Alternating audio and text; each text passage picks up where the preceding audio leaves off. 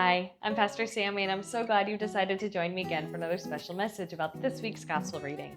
Last week we heard from Mark chapter 4 about how Jesus was on the sea and how there's a big storm, and Jesus calmed the storm and calmed the hearts of the disciples as well.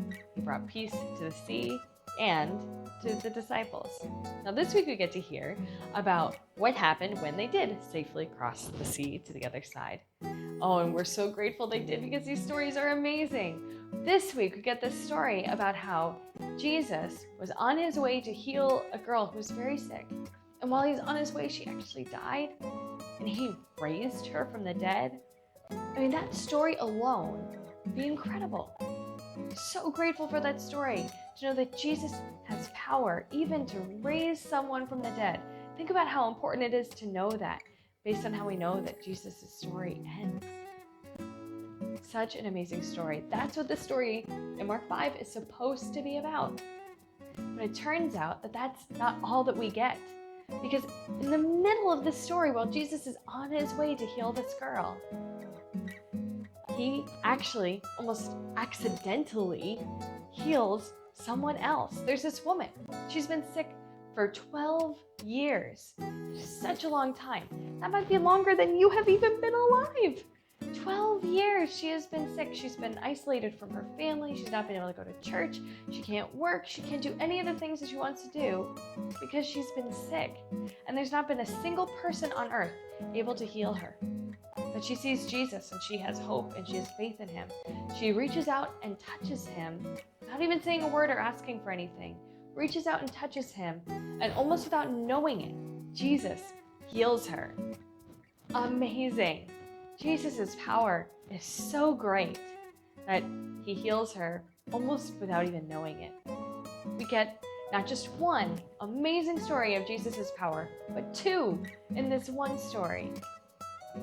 But what really captures my imagination and my attention about these stories is that Jesus heals this woman almost like as a distraction or as an accident. It was not something he planned on at all.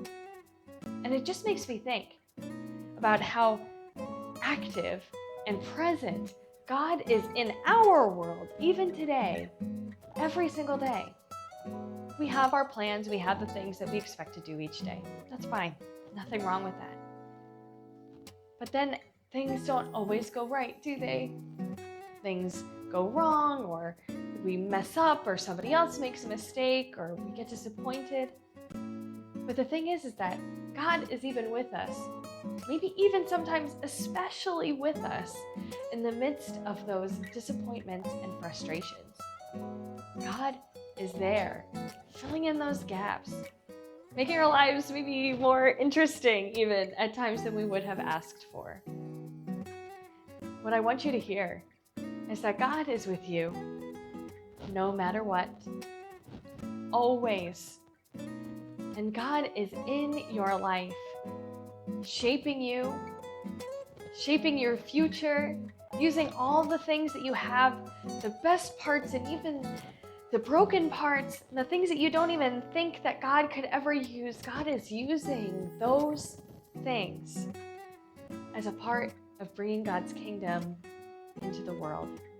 I hope that you will remain open to that.